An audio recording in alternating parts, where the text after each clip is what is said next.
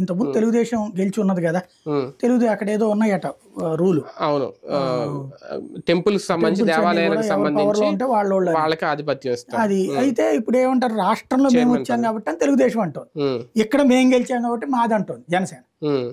అది పవన్ కళ్యాణ్ గారు సెటరేట్ చేయాలి, ఈ లోపు తొందరపడిపోయారు. అంటే అక్కడ ఒక విధంగా వైసీపీ వాళ్ళు కవ్వించినట్టు కావాలని తీసుకొచ్చి జనసేన వాళ్ళ చేతికి ఇచ్చారట తాళాలు. వాళ్ళు జనసేన వాళ్ళకి ఎందుకు ఇచ్చారు, 2 రోజులు ఆగిన తర్వాత, లేకపోతే అంటే దేవాదాయ శాఖది కాదట అది. కాబట్టి అక్కడ ఇద్దరిని పిలిచారట, జనసేన వాళ్ళ చేతిలో పెట్టారు. ఆ జనసేన వాళ్ళు ఏమంటారు, మాదేనంటే తెలుగుదేశం వాళ్ళు మీద ఎట్ట అవుతుంది, రాష్ట్రంలో మేము కదా అధికారంలోకి వచ్చింది అంటారు. ఇందులో టెక్నికాలిటీస్ ఉన్నాయి. అది సమాధానం రేపు పొద్దున అది పంచాయతీ చేయాల్సింది పవన్ కళ్యాణ్, లోకల్ పంచాయతీ. ఇప్పుడు అది మొన్నేమో ఎవరో వైసీపీ ఎమ్మెల్యే సర్పంచ్ దగ్గరికి వెళ్ళారు చేర్చుకోవడానికో లేకపోతే అతన్ని థ్యాంక్స్ చెప్పడానికట, హెల్ప్ చేశాడు భాగంగానే ఆయన అన్నాడు, వర్మే అన్నాడు. అదే ఎలక్షన్స్ అప్పుడు సహకరించాడు.